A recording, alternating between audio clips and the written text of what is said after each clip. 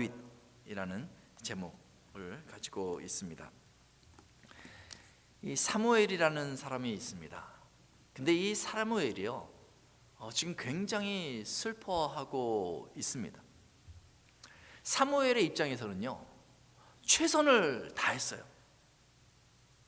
그런데 결과가 매우 실망스러웠던 거예요. 노력했는데 실패한 것이죠. 이 사무엘은 사사였습니다.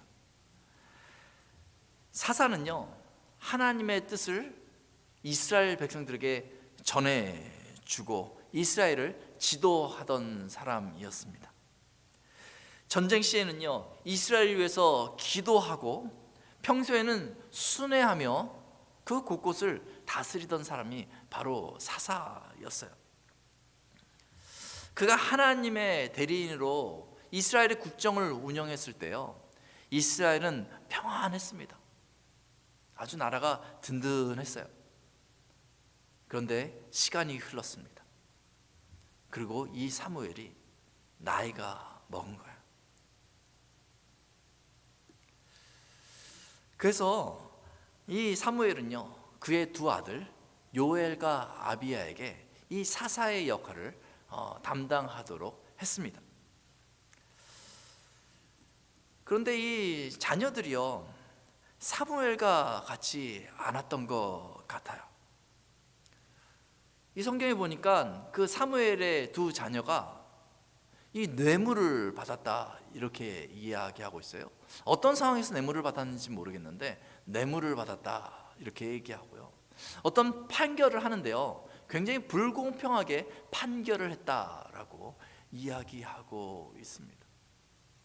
그리고 뇌물을 받고 이 판결을 불공평하게 한 것을요, 그저 그 두 아들만 남모르게 한 것이 아니라 사람들이 다 알고 있었다, 이렇게 성경에서는 보여주고 있습니다.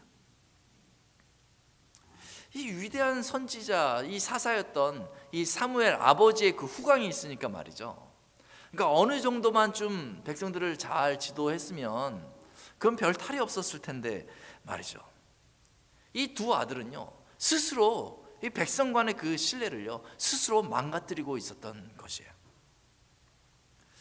어느 날 이스라엘의 장로들이 이 사사 사무엘을 찾아옵니다. 사무엘상 8장 5절에 보면요, 이렇게 사무엘에게 이 이스라엘의 장로들이 이야기하는 거예요. 당신은 늙고 당신의 아들들은 당신의 행위를 따르지 아니하니 모든 나라와 같이 우리에게 왕을 세워 우리를 다스리게 하소서. 아니, 이 말을 들으면 사무엘이 참 서운하지 않았겠어요? 그래도 평생 이 나라를 위해서 헌신하며 이 나라를 다스렸는데 좀 불편하지 않았을까요?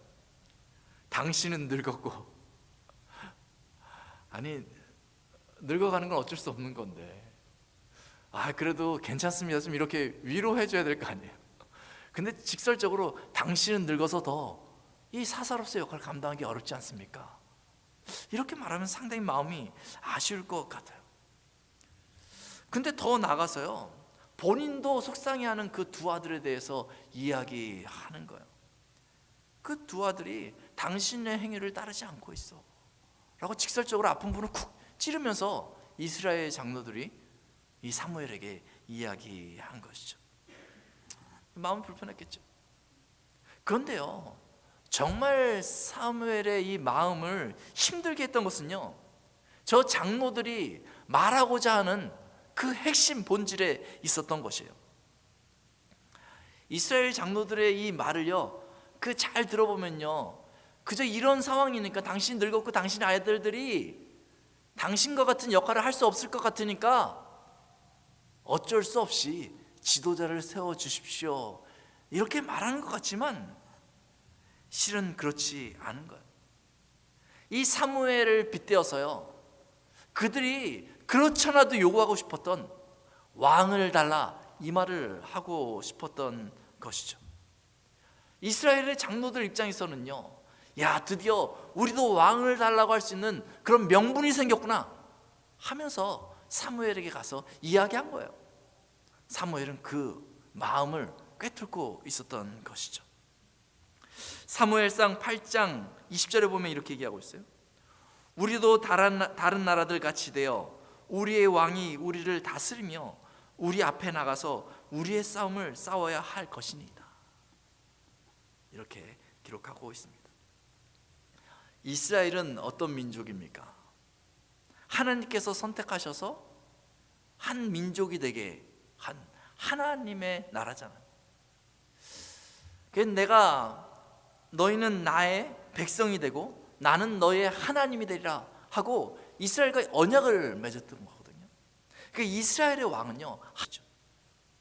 그래서 하나님이 사사를 세우고 나중에 선지자를 세워서 하면 너희가 무슨 일이 있으면 내게 와서 물으라는 것이죠. 그게 이스라엘이거든요.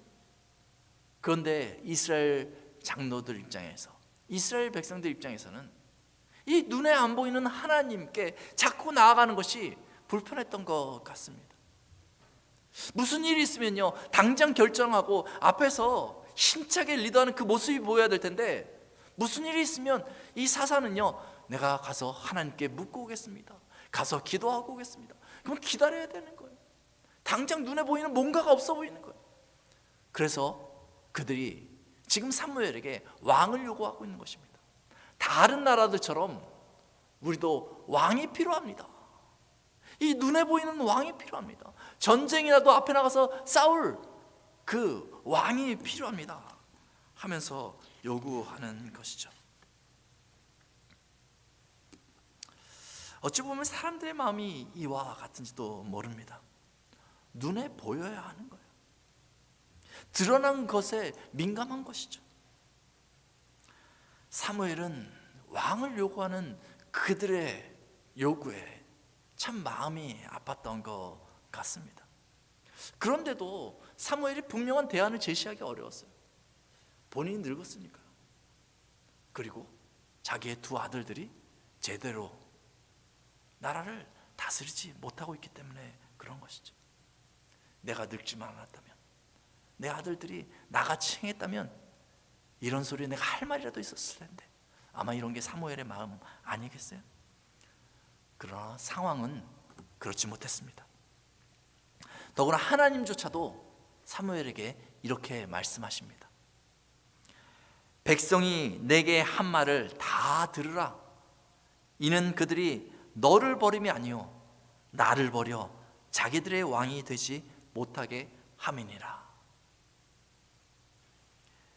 이제 이스라엘을 위해서 사무엘이 할 수 있는 마지막 그 역할은요, 저들이 원하는 대로 왕을 세워주는 것이었어요.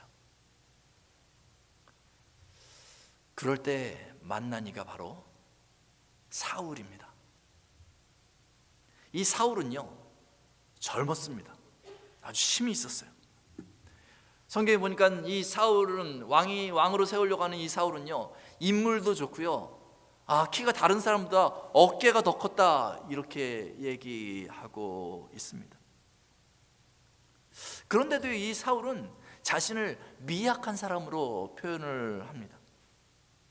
심지어는요 왕을 세우기 위해서 각 지파마다 제비 뽑기가 시작됐거든요. 그래서 제비를 뽑아서 한 사람을 뽑으면 이 사람이 하나님께서 예비하신 왕이다라는 것을 모든 사람이 알 수 있도록 하나님께서 그렇게 시켰어요. 그래서 제비를 뽑아가는데요, 마지막에 제비를 뽑으니까 이 사울이 나온 거예요. 그런데 이 사울이 보이지가 않는 거예요. 어디 갔나 이렇게 찾아보니까요, 이 사울이 자기는 참 연약한 사람이고 왕이 될 자격이 없다라고 생각해서 진보다리 사이에 숨어 있었다 이렇게 이야기하고 있어요. 이 사울은 권력에 욕심이 없던 사람이었어요. 이 사울은요 겸손한 사람이었던 것이죠. 뿐만 아니라 이 사람은 마음이 좀 넉넉한 사람이었던 것 같습니다.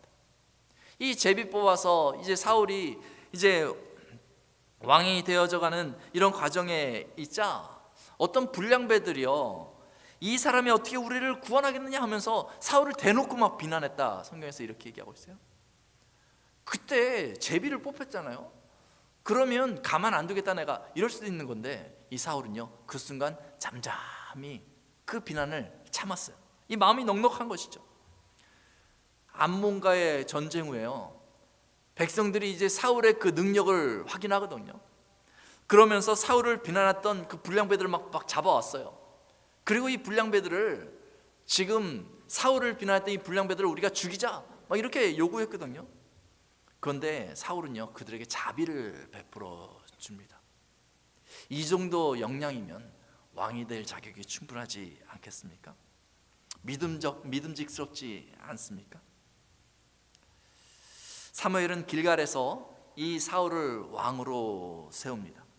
그리고 모든 국정 운영을 그에게 일임하고 축복해 줍니다. 그리고 자기도 기도로 협력할 것을 약속하지요. 그렇게 큰 기대를 품고 이제 사무엘은 한 발 물러섰을 것입니다. 사울은요 모든 이의 칭송을 받고 왕이 되었어요.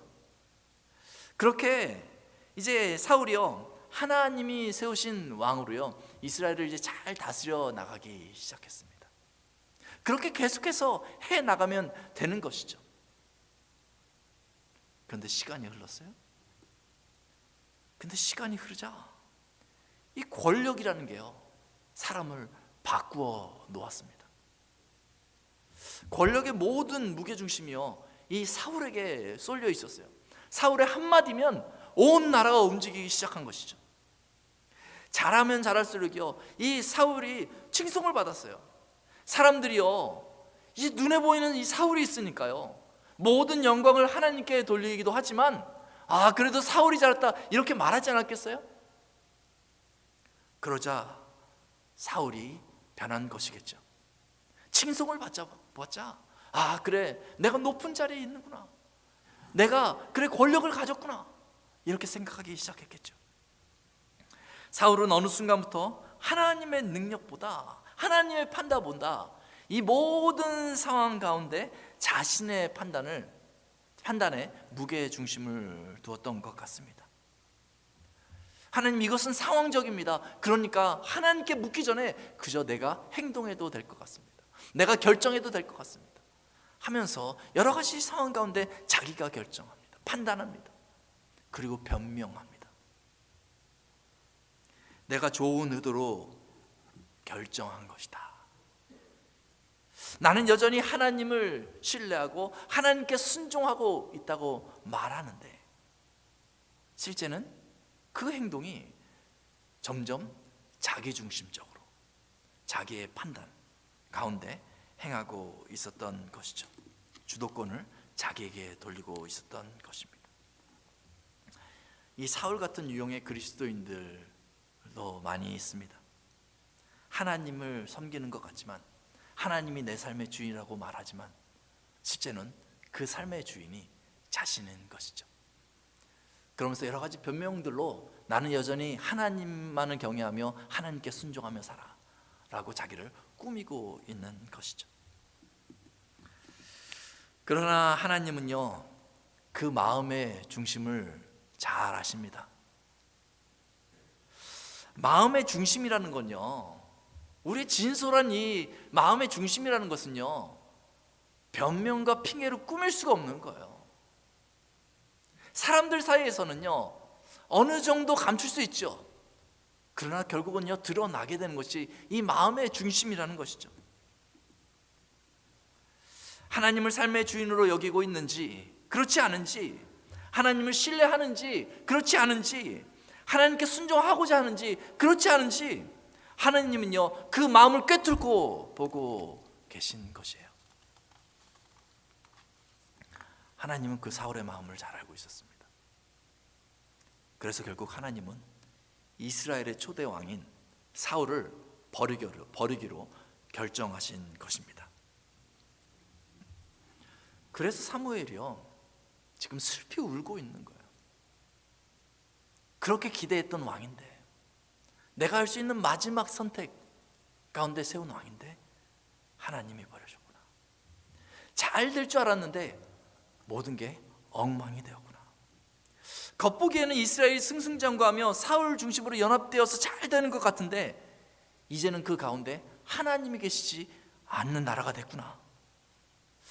그래서 사무엘은요 라마로 돌아가서요 그런 현실을 가슴 아파하며 이제는 슬퍼하는 이외에는 아무것도 할 일이 없는 것처럼 그러고 있는 것입니다. 이제 이스라엘의 왕이 버려졌으니 조국이 영적으로 황폐해짐을 걱정해야 하는 것이 사무엘의 입장이었던 것이죠. 사무엘이 낙심하며 그 슬퍼하고 있을 그때에 하나님이 사무엘에게 찾아가십니다. 그리고 사무엘상 16장 1절에 이렇게 말씀하세요. 내가 그를 위하여 언제까지 슬퍼하겠느냐? 너는 뿔에 기름을 채워가지고 가라. 내가 너를 베들레헴 사람 이새에게로 보내리니 이는 내가 그의 아들 중에서 한 왕을 보았느니라. 지금 하나님께서 사무엘에게 말씀하시기를 내가 한 왕을 보았다, 새 왕을 세우겠다, 사무엘에게 말해주고 있는 것입니다. 슬퍼하며 낙심하고 있던 이 사무엘에게 이 소식은요 큰 기쁨의 소식이었을 것입니다. 야, 하나님이 새 왕을 세우시다니 하나님께서 이스라엘을 저버리지 아니하시는구나. 다시 이스라엘에 기회가 생기겠구나. 그렇게 사무엘이요 다시 힘을 내고 일어나서 이새의 집을 방문했어요. 이 한 번 이 왕을 뽑아본 경험이 있는 이 사무엘은요 왕을 뽑는데 어떤 기준이란 게 좀 있었던 것 같습니다. 그 기준은 바로 이전에 사울 아니겠어요? 사울이 나중에 변해서 그렇지 처음 봤을 때 얼마나 겸손하고 그 모습이 참 근사했습니까? 이렇게 컸던 그 사울이 이 사무엘에게는 기준이었을 거예요. 그래서 이새의 아들들을 이제 만나봅니다. 그래서 첫째 아들을 만났어요. 엘리압을 만났습니다. 근데 첫째 아들이 아마 사울같이 근사했던 것 같아요. 이 사무엘의 마음에 딱 들었어요. 그래서 사무엘상 16장 7절에 이 사무엘이 이렇게 얘기합니다. 그의 용모와 죄송합니다.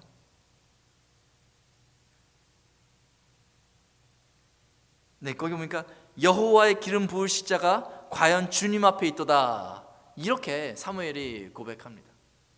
사무엘이 보기에는 이 엘리압이요 딱 봤을 때 모든 것이 근사해 보였던 것이죠. 그런데 하나님이요 거절하셨어요. 사무엘상 16장 7절에 보니까 그의 용모와 키를 보지 말라, 내가 이미 그를 버렸노라, 이렇게 얘기합니다. 아니 첫 왕 때는 하나님께서 이런 말씀하지 않았는데 다시 왕을 세우려고 하니까 하나님이 브레이크를 거는 거예요. 용모와 키를 보지 말라. 이 둘째 아들이 지났어요. 셋째 아들이 지났어요. 지금 그 이새의 집에 가서 7명의 아들들을 이제 만나려고 하는데 7명이 다 지나갔어요. 그런데 하나님은요 그 아들들이 다 자격이 없다라는 거예요.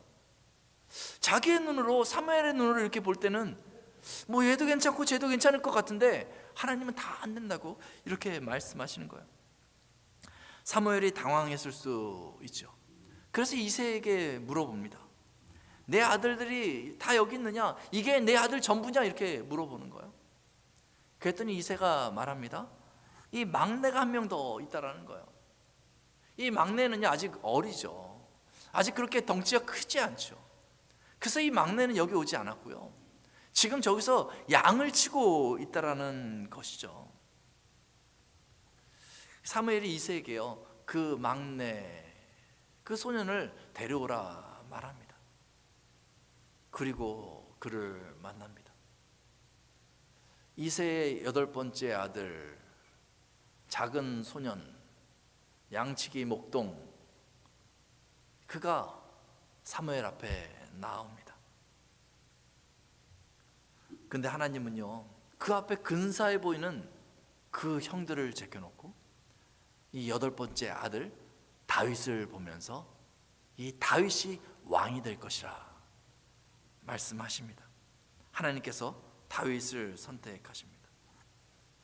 하나님께서는 왜 이 작은 소년 다윗을 선택하셨을까요? 훨씬 좋아 보이는 형들이 있었는데 말이죠. 사무엘상 16장 7절에 이렇게 얘기합니다. 내가 보는 것은 사람과 같지 아니하니 사람은 외모를 보거니와 나 여호와는 중심을 보느니라. 이렇게 말하고 있습니다. 하나님은 그 중심을 살피시는 거예요. 다윗은 하나님 보시기에 그 중심이요 합한 자였던 것이죠. 어린 아이라도요 그 중심이 하나님 앞에 합할 수 있습니다. 여러분 신앙생활 할 때 저희가요 착각하는 게 하나가 있어요. 그게 뭐냐면 우리가 어른이니까 내가 하나님 앞에서 더 믿음 생활을 잘할 거라는 착각을 하는 거예요. 그렇지 않습니다. 우리 자녀들의 마음이 훨씬 하나님 앞에 합한 자일 수도 있는 것이죠. 시편 89편 3절과 4절에 하나님께서는 다윗을 선택하시면서 이렇게 말씀하십니다. 주께서 이르시되 나는 내가 택한 자와 언약을 맺으며 내 종 다윗에게 맹세하기를 내가 내 자손을 영영이 경고케 하며 내 왕위를 대대에 세우리라 하셨나이다. 내가 택한 자와 언약을 맺는다. 어떤 언약입니까? 언약이 이런 거예요. 만약에 이 언약을 지키면요 하나님은 이렇게 해주신다는 거죠. 내가 내 자손을 영영이 경고케 하며 내 왕위를 대대에 세울 것이다. 이렇게 언약해 주시는 거죠. 그러면 언약을 혼자 맺는 게 아니에요. 그 상대편의 입장, 다윗의 입장에서는 뭘 해야 하는 것입니까? 바로 그 마음의 중심을 하나님 앞에 계속 두라는 것입니다. 사울과 같이 하나님을 향했다가 그 마음의 권력 때문에 그 마음을 하나님 앞에서 옮기지 말고 그 마음을 하나님 앞에 두라는 것입니다. 내가 그 마음을 살피며 그 마음이 나에게 있으면 내가 계속해서 너가 이 왕위를 지탱해 나갈 수 있도록 돕겠다라고 말씀해 주시는 것이죠.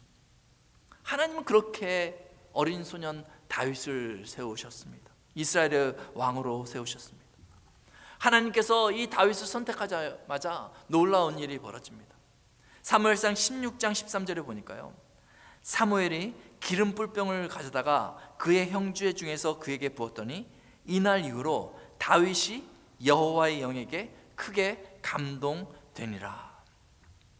하나님의 영에게 크게 다윗이 감동되었다. 이렇게 이야기하고 있습니다. 이 다윗이 기름 부음을 받자마자 그때부터 하나님의 영이 다윗과 함께하면서 이제는 그 하나님의 능력이 다윗을 통해서 나타나기 시작하게 된 것이죠. 하나님의 영이 다윗과 항상 함께했습니다. 또 하나님께 마음의 중심을 둔 이 다윗은요 사울같이 변하지 않았습니다. 결국 시편 89편의 말씀처럼요 이 다윗은요 이스라엘의 가장 위대한 왕이 되는 것입니다.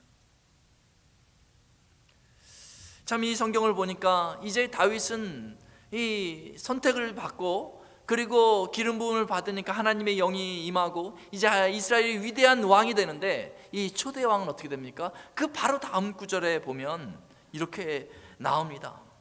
사무엘상 16장 14절에 보니까 이 마음의 중심이 하나님께서 떠난 사울에게는요 하나님의 영이 아니라 악령이 들었다. 이렇게 기록하고 있는 것입니다.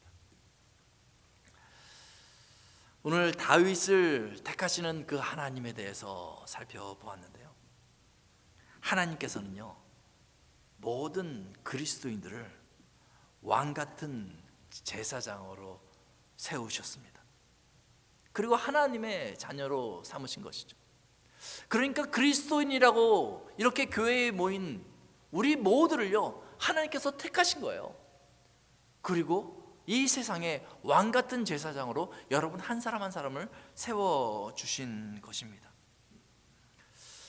우리들에게 하나님께서는 성령을 부어주시고 이제 그리스도 안에서 그 마음의 중심을 내게 두라 이렇게 요청하시는 것입니다. 실은 우리가 하나님 앞에 나아갈 수 있는 사람들이 아니었어요. 우리는 원래부터 그리스도인이 아니었거든요. 우리는 죄인이었어요. 하나님을 향해서 등을 돌리고 있던 사람들이었다고요. 그런데 하나님께서 그 아들의 피값으로, 그리스도의 피값으로 우리를 사시고 우리의 마음을 부드럽게 하셔서 우리가 죄인됨을 깨닫게 하시고, 그리고 하나님을 발견하게 하셨던 거예요. 그리고 우리의 마음의 중심을 하나님 앞에 둘 수 있도록 인도해 주셨던 것이죠. 하나님께서 다 하신 거예요. 그리고 나서 너희네가 그대로만 있으면 너희가 왕같은 제사장으로 이 땅에서 살아갈 수 있도록 할게. 너희가 그런 능력을 발휘하며 살 수 있도록 내가 해줄게 하고 우리에게 약속해 주신 것이죠. 그러니 그렇게 살아야 합니다. 그런데 그렇지 못한 경우가 많이 있는 것 같습니다. 권력으로 인해 그 마음의 중심이 움직여버린 그 사울같이 말이죠. 그리스도인이라 말하면서 삶의 중심이 하나님이 아닌 자기에게 있는 그리스도인들이 너무 많이 있는 것 같습니다. 모든 행위에 있어서 나 중심인 것이죠. 마치 하나님은 나의 시녀인 것처럼 말이죠. 내가 행동을 하면서 필요할 때만 하나님 날 좀 도와주세요 라고 그렇게 말하는 경우가 너무나 많이 있는 것 같습니다. 그렇게 행동하면서 그 자신의 모습이 조금 추하다 생각이 들면요, 아, 이건 상황적인 거라고 하면서 변명으로 자기를 꾸며대는 것이죠. 성경에 나오는 근사한 그리스도인 것처럼 자기를 포장해 나가는 것이죠. 늘 이 정도면 되겠지, 이 정도면 사람들이 날 생각하기에 괜찮아 보이겠지 라고 생각하면서 적당한 순종의 선을 늘 그리면서 살아가는 그리스도인들이 너무나 많이 있는 것이죠. 그런데 여러분, 그리스도인으로서 그렇게 살아가면요, 마음의 중심이 하나님 앞에 솔직히 없으면서 그리스도인인 것처럼 포장하면서 살아가면요, 결국 어느 순간부터요 하나님으로부터 멀어집니다. 그리고 공허함에 빠지게 돼요. 이 사울처럼 말이죠. 내가 그리스도인이라면 그렇게 살아가서는 안 되죠. 그냥 그렇게 세월을 낭비해서는 안 되죠. 하나님께서 우리를 부르신 사명이 있는데 말이죠. 이제 하나님께 마음을 다시 두어야 합니다. 내 인생의 주인이 하나님이심을 인정해야 됩니다. 그래야 인생이 공허하지 않습니다. 이제 내가 하나님이 가라 하면 내가 가겠습니다. 하나님이 서라면 서겠습니다. 이런 자세로 하나님 앞에 서야 합니다. 그러면 하나님께서 우리에게 부어주신 그 성령 하나님을 충만하게 해주십니다. 우리의 영적인 눈을 뜨게 해주십니다. 그리고 우리에게 하나님의 비전을 주십니다. 우리에게 하나님의 마음을 부어주시는 것입니다. 여러분, 이게 큰 차이입니다. 이게 모양만 그리스도인으로 살아가면요, 내가 하나님의 그 왕같은 제사장으로 뭘 해야 될지 몰라요. 내가 별로 할 일이 없어 보이거든요.